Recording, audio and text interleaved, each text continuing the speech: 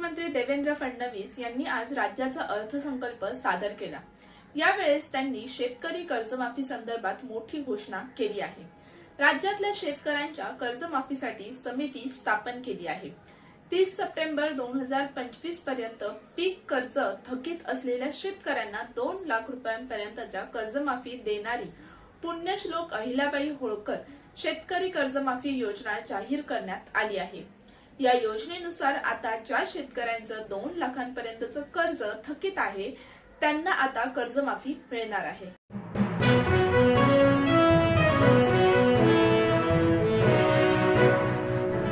चौथी मुंबई विकसित करण्याची घोषणा यावेळेस देवेंद्र फडणवीस यांनी केली आहे। तसेच 20 लाख झोपडपट्टी घरांचे पुनर्वसन आणि 10 लाख परवडणाऱ्या घरांची योजना प्रमुख आहे। मुंबई आणि पुणे शहरासाठी भुयारी मार्ग, 1200 किलोमीटर मेट्रो आणि 6000 किलोमीटर द्रुतगती मार्ग प्रकल्पावर यावेळेस भर देण्यात आला आहे आणि यामुळे राज्याच्या पायाभूत सुविधा आणि शहरी विकासाला गती मिळणार आहे।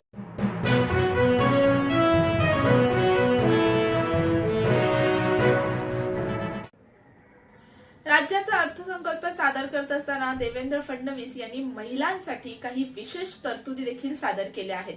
8 मार्च रोजी जागतिक महिला दिन साजरा केला जातो आणि त्यापूर्वीच फडणवीसांनी अर्थसंकल्पात महिलांसाठी लखपती दीदी योजनेबाबत आणि एकल महिलांसाठीच्या धोरणाबाबत विशेष तरतुदी देखील केल्या आहेत।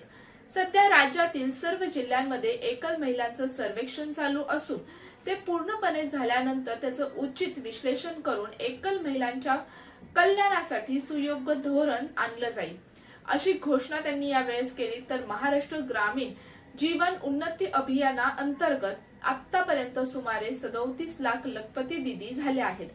2026 आणि 27 मध्ये आणखी 25 लाख बहिणींना लखपती दीदी करण्याचं उद्दिष्ट त्यांनी स्पष्ट केलं आहे।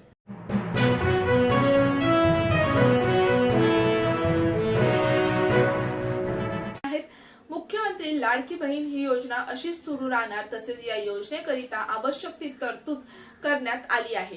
काळजी करू नका, तुमच्या मनातली एक एक गोष्ट आम्ही पूर्ण करतोय आणि आम्ही करणारच। फक्त तुम्ही कोर्टात जाऊ नका, योजनेच्या विरोधात फक्त कोर्टात जाऊ नका, असे यावेळेस देवेंद्र फडणवीस यांनी अर्थसंकल्प सादर करताना म्हटले आहे। त्याचबरोबर ते पुढे म्हणाले आहेत की निवडणुकीत दिलेलं 2100 रुपयांबाबत या बजेटमध्ये काहीही नव्हते। तुर्तास तरी 1500 रुपये पात्र महिलांना मिळणार असल्याचं यावेळेस देवेंद्र फडणवीस यांनी स्पष्ट केले आहेत आणि ही योजना बंद होणार नाही असे देखील त्यांनी स्पष्ट केले आहे।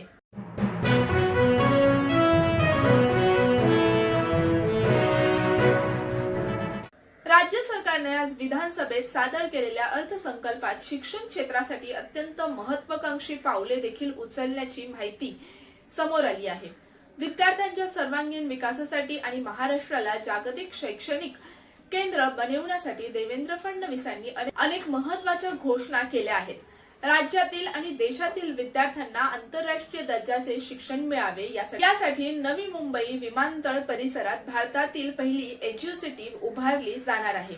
यासाठी USA, UK, इटली आणि ऑस्ट्रेलिया या देशांतील 6 नामवंत आंतरराष्ट्रीय विद्यापीठांशी सामंजस्य करार करण्यात आले आहेत।